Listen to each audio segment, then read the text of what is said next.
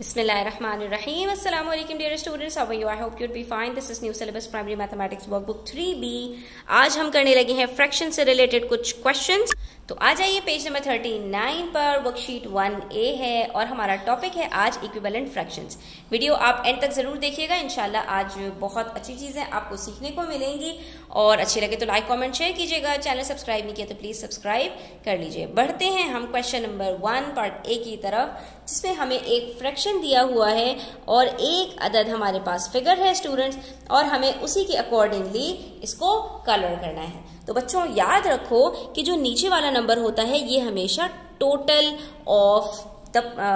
Parts of a whole होता है, यानी एक पूरी चीज के अंदर कितने पार्ट्स हैं इसको आप इस तरह से याद रखो कि एक पिज्जा के अंदर आपके पास टोटल कितने पार्ट्स होते हैं, टोटल 8 पार्ट्स होते हैं आपके पास। हमेशा एक पिज्जा के अंदर, जो लार्ज पिज्जा होता है उसके अंदर 8 पार्ट्स होते हैं। लेकिन क्या वो सारे पार्ट्स आप खा लेते हैं? नो, कोई 1 पार्ट खाता है, कोई 2 खाता है, कोई 3 खाता है, कोई 4 खाता है। तो जो जितने खाता है उतने पार्ट्स शेडेड हो जाते हैं उसके लिए, यानी उतने पीसेस उसको मिल गए। लेकिन पूरे होल के अंदर कितने पार्ट्स होते हैं?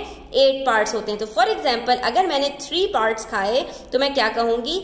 आउट ऑफ 8 मैंने 3 पार्ट्स खा लिए। इसी तरह से एक और एग्जाम्पल से आप याद रख सकते हो कि आपकी मिस जब आपको मार्क्स देती हैं तो वो हमेशा जो टोटल होता है 50 का वो नीचे रखती हैं, और जो मार्क्स आपने ऑब्टेन किए होते हैं, फॉर एग्जाम्पल आपने 42 मार्क्स लिए हैं तो वो आपके ऊपर आते हैं। तो टोटल हमेशा नीचे होता है और नीचे वाले नंबर को हम कहते हैं डिनोमिनेटर। ठीक है, तो अब यहां पर आप देख सकते हैं इस डब्बे के अंदर टोटल कितने पार्ट्स हैं? 1 2। ठीक है, और इसके अंदर से कितने पार्ट शेड हैं? सिर्फ 1 पार्ट, तो वो मैंने ऊपर लिख दिया। अब नीचे आइए, यहां पर मेरे पास टोटल कितने पार्ट्स हैं? 1 2 3 4। अब इक्विवेलेंट फ्रैक्शन कहते हैं स्टूडेंट्स एक ही चीज के आप कितने भी पार्ट्स कीजिए लेकिन आपको जो नंबर ऑफ पार्ट्स मिल रहे हैं वो हमेशा सेम रहे। तो अब यहां पर देखिए आप कि यहां पर मुझे 2 में से 1 पार्ट मिल रहा था, तो यहां से लेके यहां तक मिल रहा था। इसका मतलब ये हुआ कि जब इतनी ही बड़ी चॉकलेट के मैंने 4 पार्ट्स किए तो मुझे कितने पार्ट्स मिलने चाहिए? यहां से लेकर यहां तक में 2 पार्ट्स मिलने चाहिए, 1 और 2। यानी 2 में से अगर 1 मिलेगा तो 4 में से कितने मिलेंगे? 2 मिलेंगे।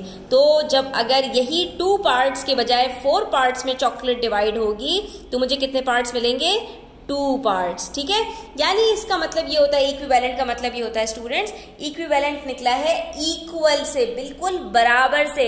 यानी एक चॉकलेट है, ठीक है, और उस तरह की कई चॉकलेट्स हैं, सही है, और हर चॉकलेट में से आप कितने भी पार्ट्स कर लें लेकिन हर दफा आपको जो टोटल पार्ट्स हैं वो हमेशा बराबर हों, तो उसको कहते हैं आप इक्विवेलेंट फ्रैक्शंस। ठीक है, अगर मैंने एक चॉकलेट बार के 2 पार्ट्स किए और उसमें से 1 लिया तो इसका मतलब ये है कि अगर उसी चॉकलेट के मैं 4 पार्ट्स करूंगी तो कितने पार्ट्स में हो जाएंगे? वो 2 के बराबर हो जाएंगे। और यही अगर मैं उसी चॉकलेट के 6 पार्ट्स करूंगी तो वो किसके बराबर होंगे स्टूडेंट्स? वो 3 पार्ट्स के बराबर होंगे। और अगर उसी चॉकलेट के मैं 8 पार्ट्स कर दूं तो किसके बराबर होंगे? वो 1 2 3 4 पार्ट्स के बराबर हो जाएंगे। और अगर इसी चॉकलेट के मैं 10 पार्ट्स कर दूं तो वो किसके बराबर होंगे? 5 पार्ट्स के बराबर होंगे। आप देख सकते हैं ना, जो लेंथ है पार्ट्स की वो बराबर है बिल्कुल। तो इसका मतलब ये है कि 1/2 बराबर है 2/4 के, 2/4 और 3/6 और 4/8 और 5/10, और उसके बाद अगर 12 पार्ट्स कर दूं तो वो बराबर होंगे 6 के। और ये मैं आपको प्रूफ करके बताती हूं कि ये कैसे सारे के सारे बिल्कुल बराबर हैं, और तभी इनको हम इक्विवेलेंट फ्रैक्शन कहते हैं, क्योंकि 1/2 बराबर है 2/4 के, 3/6 के, 4/8 के, 5/10 के और 6/12 के। ये इसलिए है स्टूडेंट्स कि जहां पर भी मुझे फ्रैक्शन के अंदर न्यूमरेटर और डिनोमिनेटर के अंदर ऐसे नंबर नजर आ जाएं जो किसी एक नंबर के टेबल में आते हों तो हम उसको वहां डिवाइड कर देते हैं। कट कर देते हैं, खत्म कर देते हैं। कैसे? जैसे 2 यहाँ पर है और नीचे 4 है और हमें पता है कि 2 के टेबल में 2 भी आता है और 4 भी आता है, तो मैं यहाँ 2 का टेबल पढ़ूंगी और 2 1 जा 2, 2 2 जा 4 करके इसको खत्म कर दूंगी। तो क्या बच गया? ऊपर 1 नीचे 2। तो देखा आपने 2/4 बराबर हो गया 1/2 के। इसी तरह 3/6 को देखिए, 3 के टेबल में 6 आता है ना बच्चों। कैसे? 3 1 जार 3, 3 2 जार 6। तो ये देखो दोबारा से ये भी 1/2 के बराबर हो गया। ठीक है, इसीलिए हमने कहा था कि 3/6 बराबर होता है 1/2 के। इसी तरह से 4/8 देखिए, 4 1 जा 4, 4 2 जा 8, फिर से 1/2। 5 1 जा 5, 5 2 जा 10, फिर से 1/2 के बराबर। 6 1 जा 6, 6 2 जा 12, ये भी 1/2 के बिल्कुल बराबर है। तो आज बच्चों हमने क्या सीखा?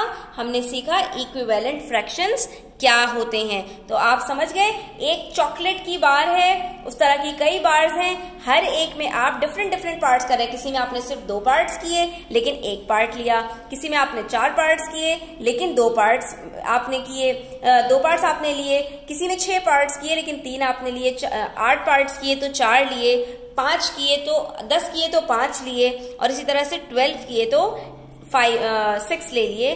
तो ये सारे के सारे पार्ट्स जो आपको मिल रहे हैं वो सबके सब बराबर हैं। ठीक है, और इसी को हम कहते हैं इक्विवेलेंट फ्रैक्शंस, बराबर फ्रैक्शंस। आज की वीडियो यहीं तक। Thanks for watching the video till the end. Take care. अल्लाह हाफिज।